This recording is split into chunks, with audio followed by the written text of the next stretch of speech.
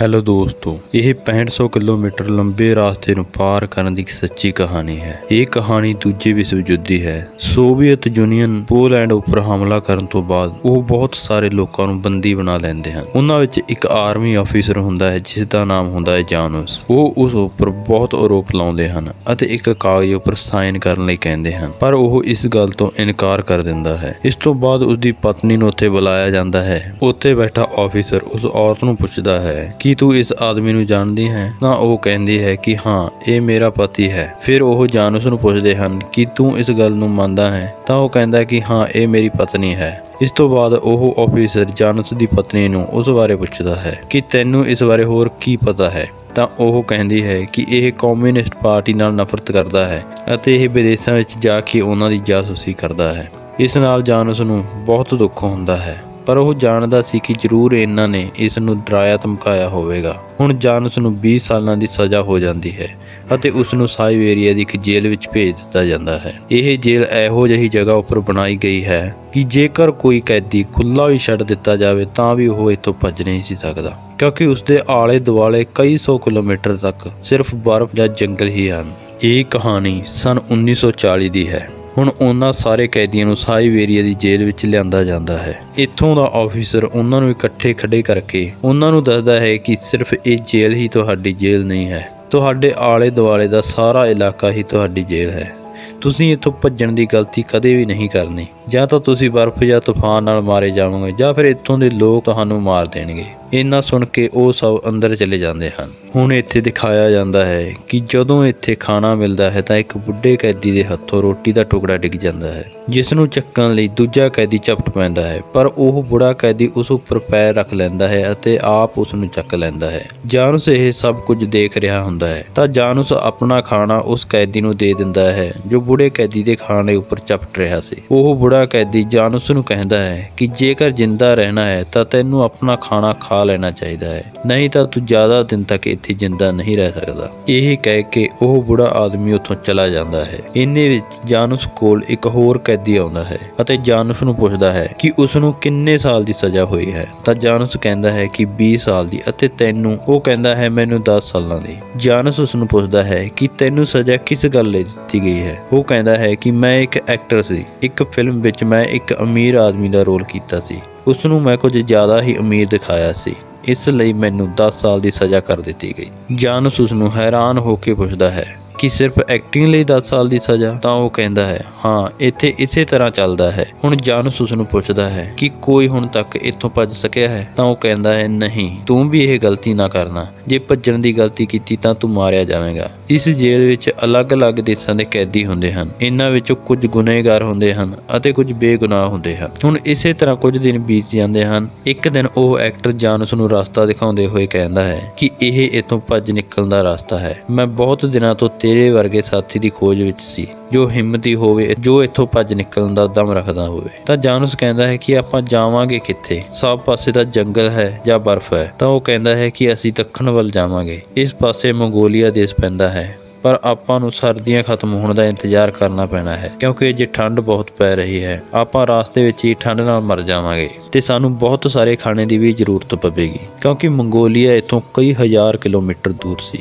ਹੁਣ ਇਹ ਖਾਣਾ ਇਕੱਠਾ ਕਰਨਾ ਸ਼ੁਰੂ ਕਰ ਦਿੰਦੇ ਹਨ। ਇੱਕ ਦਿਨ ਉਹਨਾਂ ਦਾ ਆਫੀਸਰ ਉਹਨਾਂ ਨੂੰ ਇੱਕ ਲਾਈਨ ਵਿੱਚ ਖੜਾ ਕਰਦਾ ਹੈ ਅਤੇ ਕੁਝ ਕੈਦੀਆਂ ਨੂੰ ਲਾਈਨ ਵਿੱਚੋਂ ਬਾਹਰ ਕੱਢਦਾ ਹੈ। ਤਾਂ ਬੁੜਾ ਕੈਦੀ ਕਹਿੰਦਾ ਹੈ ਕਿ ਇਹ ਸਾਨੂੰ ਹੁਣ ਖਦਾਨ ਵਿੱਚ ਭੇਜਣ ਵਾਲੇ ਹਨ, ਜੋ ਕਿ ਇੱਕ ਮੌਤ ਦਾ ਘਰ ਹੈ, ਕਿਉਂਕਿ ਉੱਥੇ ਬਹੁਤ ਜ਼ਿਆਦਾ ਪ੍ਰਦੂਸ਼ਣ ਹੁੰਦਾ ਹੈ। ਉੱਥੇ ਉਹਨਾਂ ਨੂੰ ਮੌਤ ਤੋਂ ਬਿਨਾਂ ਕੁਝ ਨਹੀਂ ਸੀ ਮਿਲ ਸਕਦਾ। ਹੁਣ ਹੌਲੀ-ਹੌਲੀ ਉਹ 7 ਆਦਮੀ ਇਕੱਠੇ ਹੋ ਜਾਂਦੇ ਹਨ ਜੋ ਇੱਥੋਂ ਭੱਜਣਾ ਚਾਹੁੰਦੇ ਸਨ, ਜਿਨ੍ਹਾਂ ਵਿੱਚ ਇੱਕ ਜਾਨੂਸ ਸਮਿਥ, ਉਹ ਬੁੜਾ ਆਦਮੀ, ਇੱਕ ਕ੍ਰਿਮੀਨਲ ਹੁੰਦਾ ਹੈ ਤੇ ਇੱਕ ਉਹ ਆਦਮੀ ਹੁੰਦਾ ਹੈ ਜਿਸ ਨੂੰ ਰਾਤ ਨੂੰ ਦਿਖਾਈ ਦੇਣਾ ਬੰਦ ਹੋ ਜਾਂਦਾ ਹੈ, ਇੱਕ ਐਕਟਰ ਹੁੰਦਾ ਹੈ ਤੇ ਇੱਕ ਕੈਦੀ ਹੋਰ ਹੁੰਦਾ ਹੈ। ਇਸੇ ਤਰ੍ਹਾਂ ਉਹ 7 ਆਦਮੀ ਇਕੱਠੇ ਹੋ ਜਾਂਦੇ ਹਨ। ਇੱਕ ਦਿਨ ਤੇਜ਼ ਹਵਾਵਾਂ ਚੱਲ ਰਹੀਆਂ ਹੁੰਦੀਆਂ ਹਨ। ਉਸ ਦਿਨ ਜਾਨੂਸ ਕਹਿੰਦਾ ਹੈ ਕਿ ਸਾਨੂੰ ਅੱਜ ਇੱਥੋਂ ਨਿਕਲ ਜਾਣਾ ਚਾਹੀਦਾ ਹੈ, ਕਿਉਂਕਿ ਸਾਡੇ ਜਾਣ ਤੋਂ ਬਾਅਦ ਸਾਡੇ ਪੈਰਾਂ ਦੇ ਨਿਸ਼ਾਨ ਇਸ ਹਵਾ ਕਾਰਨ ਬਰਫ਼ ਨਾਲ ਮਿਟ ਜਾਣੇ ਹਨ, ਜਿਸ ਨਾਲ ਗਾਰਡਾਂ ਨੂੰ ਸਾਡੇ ਰਸਤੇ ਦਾ ਪਤਾ ਨਹੀਂ ਲੱਗੇਗਾ ਅਤੇ ਅਸੀਂ ਇੱਥੋਂ ਭੱਜ ਨਿਕਲਾਂਗੇ।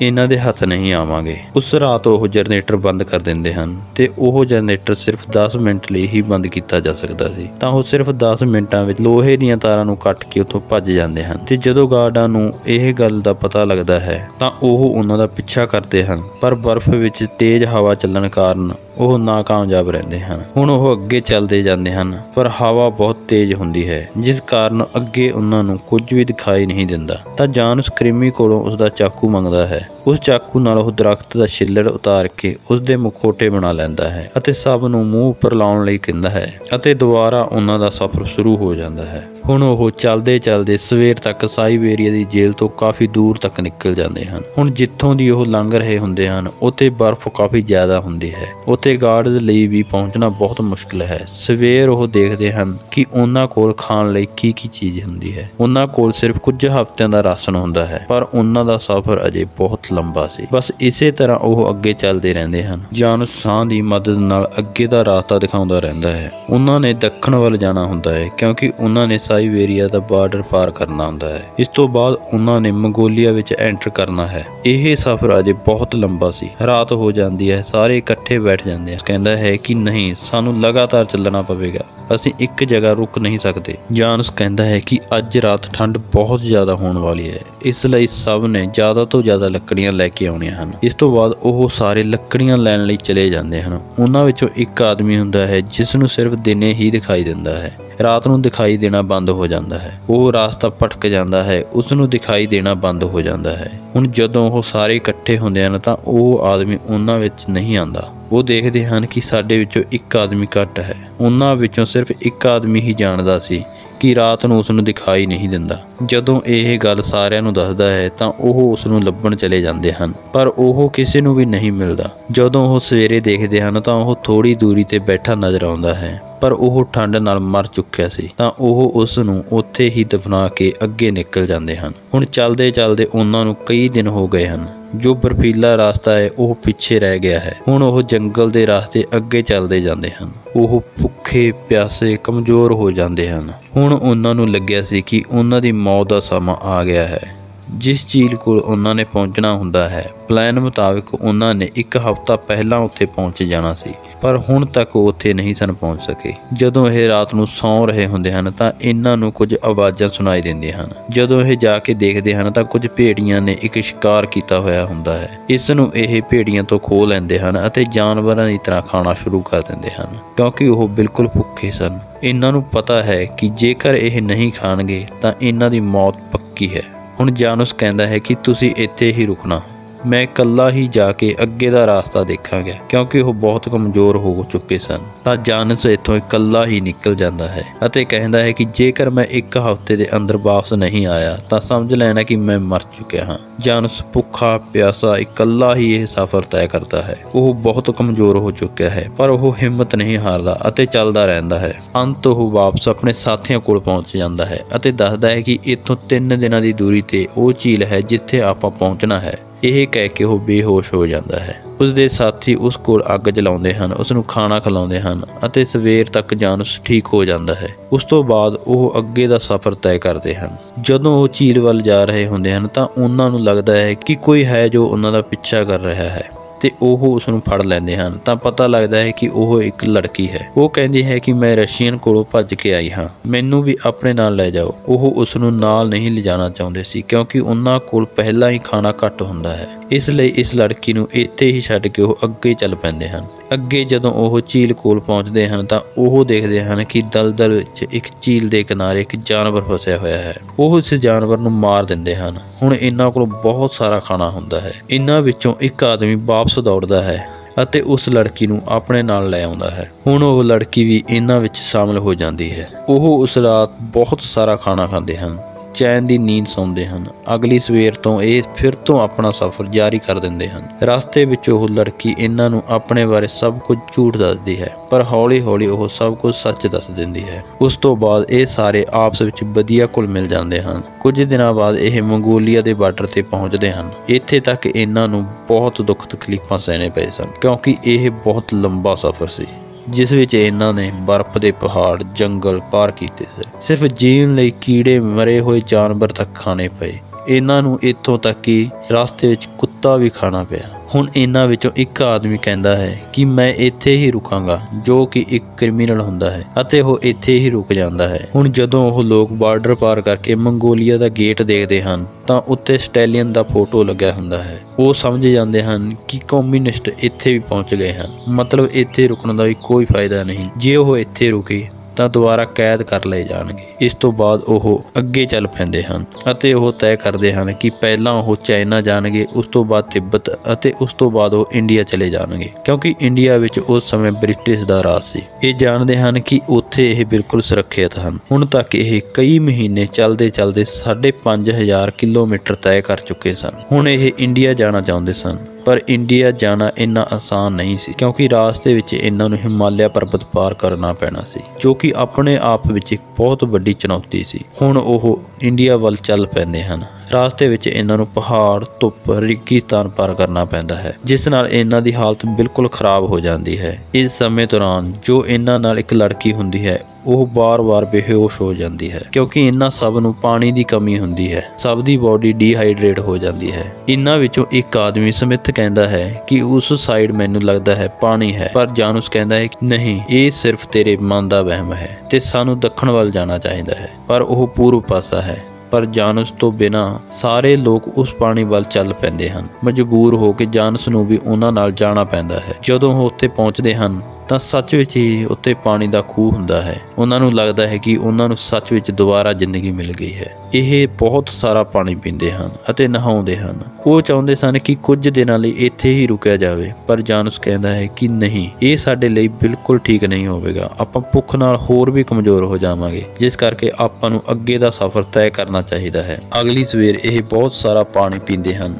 ਅਤੇ ਨਾਲ ਲੈ ਕੇ ਇੰਡੀਆ ਵੱਲ ਚੱਲ ਪੈਂਦੇ ਹਨ। ਹੁਣ ਇਹਨਾਂ ਅੱਗੇ ਬਹੁਤ ਲੰਬਾ ਰੇਗਿਸਤਾਨ ਹੈ, ਜਿਸ ਨੂੰ ਇਹਨਾਂ ਨੇ ਪਾਰ ਕਰਨਾ ਹੁੰਦਾ ਹੈ, ਜਿੱਥੇ ਇਹਨਾਂ ਨੂੰ ਰੇਗਿਸਤਾਨ ਦੇ ਤੂਫਾਨਾਂ ਦਾ ਵੀ ਸਾਹਮਣਾ ਕਰਨਾ ਪੈਂਦਾ ਹੈ। ਇਹਨਾਂ ਨਾਲ ਜੋ ਲੜਕੀ ਹੁੰਦੀ ਹੈ, ਉਹ ਇੱਕ ਵਾਰ ਫਿਰ ਬੇਹੋਸ਼ ਹੋ ਜਾਂਦੀ ਹੈ। ਉਸ ਦੇ ਪੈਰ ਬਿਲਕੁਲ ਖਰਾਬ ਹੋ ਚੁੱਕੇ ਹਨ। ਉਹ ਚੱਲਣ ਦੀ ਹਾਲਤ ਵਿੱਚ ਨਹੀਂ ਰਹਿੰਦੀ, ਪਰ ਉਹ ਫਿਰ ਤੋਂ ਚੱਲਣਾ ਸ਼ੁਰੂ ਕਰ ਦਿੰਦੀ ਹੈ, ਕਿਉਂਕਿ ਉਹ ਨਹੀਂ ਸੀ ਚਾਹੁੰਦੇ ਕਿ ਉਸ ਦੇ ਕਾਰਨ ਬਾਕੀ ਸਭ ਦੀ ਰਫ਼ਤਾਰ ਘੱਟ ਹੋ ਜਾਵੇ। ਇਸ ਸਫ਼ਰ ਵਿੱਚ ਉਹ ਇਸ ਦਰਦ ਨੂੰ ਜ਼ਿਆਦਾ ਦੇਰ ਤੱਕ ਨਹੀਂ ਸਹਿ ਪਾਉਂਦੀ ਅਤੇ ਉੱਥੇ ਹੀ ਉਸ ਦੀ ਮੌਤ ਹੋ ਜਾਂਦੀ ਹੈ।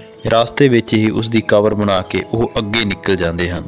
ਹੁਣ ਇਹ 5 ਲੋਕ ਬਚੇ ਹਨ, ਜਿਨ੍ਹਾਂ ਦੀ ਹਾਲਤ ਬਹੁਤ ਖਰਾਬ ਹੋ ਚੁੱਕੀ ਹੈ, ਪਰ ਫਿਰ ਵੀ ਇਹਨਾਂ ਨੂੰ ਅੱਗੇ ਚੱਲਣਾ ਪੈਣਾ ਸੀ। ਇਸ ਤੋਂ ਥੋੜੇ ਹੀ ਸਫ਼ਰ ਬਾਅਦ ਇੱਕ ਹੋਰ ਆਦਮੀ ਦੀ ਮੌਤ ਹੋ ਜਾਂਦੀ ਹੈ, ਜੋ ਕਿ ਇੱਕ ਆਰਟਿਸਟ ਹੁੰਦਾ ਹੈ। ਹੁਣ ਇਹ 4 ਲੋਕ ਬਚੇ ਹਨ। ਸਫ਼ਰ ਬਹੁਤ ਲੰਬਾ ਹੈ। ਖਾਣ ਲਈ ਇਹਨਾਂ ਕੋਲ ਕੁਝ ਵੀ ਨਹੀਂ ਸੀ ਬਚਿਆ, ਪਰ ਫਿਰ ਵੀ ਇਹ ਚੱਲਦੇ ਰਹਿੰਦੇ ਹਨ। ਇਸ ਤੋਂ ਬਾਅਦ ਇਹਨਾਂ ਨੂੰ ਪਹਾੜ ਦਿਖਾਈ ਦਿੰਦੇ ਹਨ, ਮਤਲਬ ਰੇਗਿਸਤਾਨ ਖਤਮ ਹੋ ਚੁੱਕਿਆ ਹੈ। ਹੁਣ ਰਾਤ ਤੱਕ ਇਹ ਰੇਗਿਸਤਾਨ ਪਾਰ ਕਰ ਲੈਂਦੇ ਹਨ ਅਤੇ ਥੱਕੇ ਟੁੱਟੇ ਭੁੱਖੇ ਪਿਆਸੇ ਉੱਥੇ ਹੀ ਸੌਂ ਜਾਂਦੇ ਹਨ। ਸਵੇਰੇ ਇੱਕ ਆਦਮੀ ਦੇ ਉੱਪਰ ਸੱਪ ਲੰਘ ਰਿਹਾ ਹੁੰਦਾ ਹੈ। ਉਹ ਆਦਮੀ ਉਸ ਨੂੰ ਦੇਖਦਾ ਹੈ ਅਤੇ ਫੜਨ ਲਈ ਸੱਪ ਦੇ ਪਿੱਛੇ ਦੌੜਦਾ ਹੈ, ਕਿਉਂਕਿ ਉਹ ਇਹਨਾਂ ਲਈ ਇੱਕ ਖਾਣਾ ਸੀ। ਅੱਗੇ ਉਹ ਦੇਖਦਾ ਹੈ ਕਿ ਕਿਸੇ ਚਟਾਨ ਵਿੱਚੋਂ ਪਾਣੀ ਰਿਸ ਰਿਹਾ ਹੁੰਦਾ ਹੈ। ਇਹ ਦੇਖ ਕੇ ਉਹ ਬਹੁਤ ਖੁਸ਼ ਹੁੰਦਾ ਹੈ। ਉੱਥੇ ਉਹ ਸੱਪ ਨੂੰ ਬੁਲਾਉਂਦਾ ਹੈ। ਉੱਥੇ ਉਹ ਪੱਥਰ ਨੂੰ ਚੱਟ ਕੇ ਪਾਣੀ ਪੀ ਲੈਂਦੇ ਹਨ। ਇਸ ਤੋਂ ਬਾਅਦ ਉਹ ਸੱਪ ਨੂੰ ਵੀ ਫੜ ਲੈਂਦੇ ਹਨ ਅਤੇ ਖਾਂਦੇ ਹਨ, ਜਿਸ ਨਾਲ ਇਹਨਾਂ ਅੰਦਰ ਥੋੜੀ ਜਿਹੀ ਜਾਨ ਆ ਜਾਂਦੀ ਹੈ। ਇੱਥੇ ਰਾਤ ਨੂੰ ਮਿਸਟਰ ਸਮਿਥ ਅਤੇ ਜਾਨੂਸ ਗੱਲਾਂ ਕਰਦੇ ਦਿਖਾਈ ਦਿੰਦੇ ਹਨ। ਇੱਥੇ ਜਾਨੂਸ ਸਮਿਥ ਨੂੰ ਕਹਿੰਦਾ ਹੈ ਕਿ ਉਹ ਜਲਦੀ ਤੋਂ ਜਲਦੀ ਆਪਣੀ ਪਤਨੀ ਕੋਲ ਜਾਣਾ ਚਾਹੁੰਦਾ ਹੈ। ਸਵੇਰੇ ਉਹ ਅੱਗੇ ਸਫ਼ਰ ਲਈ ਨਿਕਲ ਜਾਂਦੇ ਹਨ। ਕਈ 100 ਕਿਲੋਮੀਟਰ ਦਾ ਸਫ਼ਰ ਤੈਅ ਕਰਨ ਤੋਂ ਬਾਅਦ ਉਹ ਚਾਈਨਾ ਦੀ ਦੀਵਾਰ ਕੋਲ ਪਹੁੰਚ ਜਾਂਦੇ ਹਨ। ਉਹ ਚਾਈਨਾ ਨਹੀਂ ਸੀ ਜਾਣਾ ਚਾਹੁੰਦੇ, ਕਿਉਂਕਿ ਚਾਈਨਾ ਅਤੇ ਜਾਪਾਨ ਵਿਚਕਾਰ ਜੰਗ ਚੱਲ ਰਹੀ ਹੁੰਦੀ ਹੈ। ਹੁਣ ਉਹ ਤਿੱਬਤ ਵੱਲ ਚੱਲ ਪੈਂਦੇ ਹਨ। ਅੱਗੇ ਉਹਨਾਂ ਨੂੰ ਫਿਰ ਤੋਂ ਬਰਫ਼ ਦੇ ਪਹਾੜਾਂ ਦਾ ਸਾਹਮਣਾ ਕਰਨਾ ਪੈਂਦਾ ਹੈ। ਜਦੋਂ ਉਹ ਤਿੱਬਤ ਪਹੁੰਚਦੇ ਹਨ ਤਾਂ ਉੱਥੋਂ ਦੇ ਲੋਕ ਉਹਨਾਂ ਦਾ ਸਵਾਗਤ ਕਰਦੇ ਹਨ, ਉਹਨਾਂ ਨੂੰ ਖਾਣ ਲਈ ਖਾਣਾ ਦਿੰਦੇ ਹਨ ਅਤੇ ਦੱਸਦੇ ਹਨ ਕਿ ਉਹ ਸਿੱਕਮ ਦੇ ਰਸਤੇ ਇੰਡੀਆ ਪਹੁੰਚ ਸਕਦੇ ਹਨ। ਮਿਸਟਰ ਸਮਿਥ ਕਹਿੰਦਾ ਹੈ ਕਿ ਮੈਂ ਚਾਈਨਾ ਜਾਵਾਂਗਾ। ਮੈਨੂੰ ਪਤਾ ਚੱਲਿਆ ਹੈ ਕਿ ਉੱਥੇ ਅਮਰੀਕਾ ਦਾ ਇੱਕ ਪ੍ਰੋਗਰਾਮ ਚੱਲ ਰਿਹਾ ਹੈ, ਜਿੱਥੋਂ ਮੈਂ ਸਿੱਧਾ ਅਮਰੀਕਾ ਜਾ ਸਕਦਾ ਹਾਂ, ਕਿਉਂਕਿ ਉਹ ਇੱਕ ਅਮਰੀਕਨ ਵਾਸੀ ਸੀ। ਉਹ ਉਸ ਰਾਤ ਉੱਥੇ ਹੀ ਰੁਕਦੇ ਹਨ ਅਤੇ ਅਗਲੀ ਸਵੇਰ ਜਾਨੂਸ ਆਪਣੇ 2 ਸਾਥੀਆਂ ਸਮੇਤ ਇੰਡੀਆ ਲਈ ਨਿਕਲ ਜਾਂਦਾ ਹੈ ਅਤੇ ਮਿਸਟਰ ਸਮਿਥ ਉੱਥੇ ਹੀ ਰੁਕ ਜਾਂਦਾ ਹੈ। ਹੁਣ ਕਈ ਪਹਾੜ ਪਾਰ ਕਰਨ ਤੋਂ ਬਾਅਦ ਇਹ ਤਿੰਨ ਆਖਰ ਇੰਡੀਆ ਪਹੁੰਚ ਜਾਂਦੇ ਹਨ। ਇੰਡੀਆ ਵਿੱਚ ਇਹਨਾਂ ਦਾ ਬਹੁਤ ਵਧੀਆ ਸਵਾਗਤ ਕੀਤਾ ਜਾਂਦਾ ਹੈ। ਇੰਡੀਆ ਪਹੁੰਚਣ ਲਈ ਇਹਨਾਂ ਨੂੰ 6500 ਕਿਲੋਮੀਟਰ ਲੰਬਾ ਸਫ਼ਰ ਤੈਅ ਕਰਨਾ ਪਿਆ। ਹੁਣ ਸਭ ਦਾ ਸਫ਼ਰ ਖਤਮ ਹੋ ਗਿਆ ਸੀ, ਪਰ ਜਾਨਸ ਦਾ ਨਹੀਂ, ਕਿਉਂਕਿ ਉਹ ਆਪਣੀ ਪਤਨੀ ਕੋਲ ਪੋਲੈਂਡ ਜਾਣਾ ਚਾਹੁੰਦਾ ਸੀ। ਪਰ ਪੋਲੈਂਡ ਅਜੇ ਵੀ ਗੁਲਾਮ ਸੀ। ਜੇ ਉਹ ਉੱਥੇ ਜਾਂਦਾ ਤਾਂ ਫਿਰ ਤੋਂ ਕੈਦ ਕਰ ਲਿਆ ਜਾਣਾ ਸੀ। ਜਦੋਂ ਪੋਲੈਂਡ ਆਜ਼ਾਦ ਹੋ ਜਾਂਦਾ ਹੈ ਤਾਂ ਜਾਨਸ ਵੀ ਆਪਣੇ ਘਰ ਪਹੁੰਚਦਾ ਹੈ। ਹੁਣ ਜਾਨਸ ਬਜ਼ੁਰਗ ਹੋ ਚੁੱਕਿਆ ਹੁੰਦਾ ਹੈ। ਉਹ ਘਰ ਦੇ ਅੰਦਰ ਜਾਂਦਾ ਹੈ ਅਤੇ ਉੱਥੇ ਆਪਣੀ ਪਤਨੀ ਨੂੰ ਮਿਲਦਾ ਹੈ। ਹੁਣ ਤੱਕ ਉਹ ਵੀ ਬਜ਼ੁਰਗ ਹੋ ਚੁੱਕੀ ਹੁੰਦੀ ਹੈ। ਉਹ ਇੱਕ ਦੂਜੇ ਦੇ ਗਲੇ ਲੱਗ ਕੇ ਬਹੁਤ ਰੋਂਦੇ ਹਨ ਅਤੇ ਇਸੇ ਦੇ ਨਾਲ ਹੀ ਇਹ ਸੱਚੀ ਕਹਾਣੀ ਖਤਮ ਹੋ ਜਾਂਦੀ ਹੈ। ਇਹ ਪੂਰੀ ਕਹਾਣੀ 1939 ਦੀ ਹੈ, ਜਿਸ ਉੱਪਰ ਪਹਿਲਾਂ ਇੱਕ ਕਿਤਾਬ ਲਿਖੀ ਗਈ ਸੀ ਅਤੇ ਸਨ 2010 ਵਿੱਚ ਇਹ ਫਿਲਮ ਬਣਾਈ ਗਈ। ਇਹੋ ਜਿਹੀਆਂ ਹੋਰ ਕਹਾਣੀਆਂ ਲੈ ਕੇ ਫਿਰ ਹਾਜ਼ਰ ਹੋਵਾਂਗੇ। ਧੰਨਵਾਦ।